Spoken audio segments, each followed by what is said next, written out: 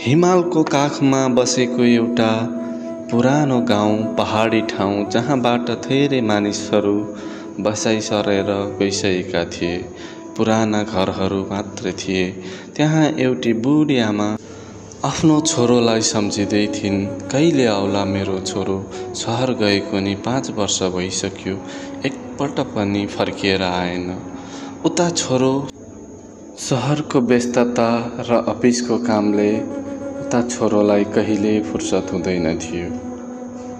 ऊ अफिसमा धेरै मेहनत गर्थ्यो। ऊ उसको कम्पनीलाई नम्बर 1 कम्पनी बनाउन चाहन्थ्यो। गाउँतिर एक रात आमाको स्वास्थ्य अवस्था बिग्रिँदै जान्छ। छोरोको प्रतीक्षामा उसको आमाको त्यही रात मृत्यु हुन्छ। भोलिपल्ट बिहानै गाउँबाट फोन आउँछ र ऊ फोनमा बोल्दा बोल्दै रुन लाग्छ, चिच्याउँछ, कराउँछ। सहरबाट गाउँ धेरै टाढा थियो। 5 दिनको यात्रापछि बल्ल ऊ गाउँ पुग्थ्यो।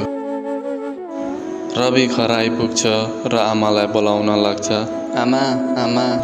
तब पेडीमा राखेको एउटा कागज उडेर ऊ भए छेउमा आउँछ। त्यो कागजमा आमाले रविको लागि लेखिएको एउटा चिठी थियो। बाबु रवि, म त अब धेरै समय छैन जस्तो लाग्छ। शरीर कमजोर छ तर मन अझै तिमीलाई सम्झिरहन्छ। तिमी सहरमा सफल हौ तर आमाको सम्झना कहिले बिर्सिनु हुँदैन। मेरो जीवनभर एकमात्र खुसी तिमी हौ। तिमीलाई पढाएर ठुलो बनाउने सपना थियो, त्यो त पुरा भयो। अब यो आमा तिमीलाई टाढाबाट हेर्नेछ, कहिले एक्लै महसुस न। रवि भक्कानिएर रुन थाल्यो।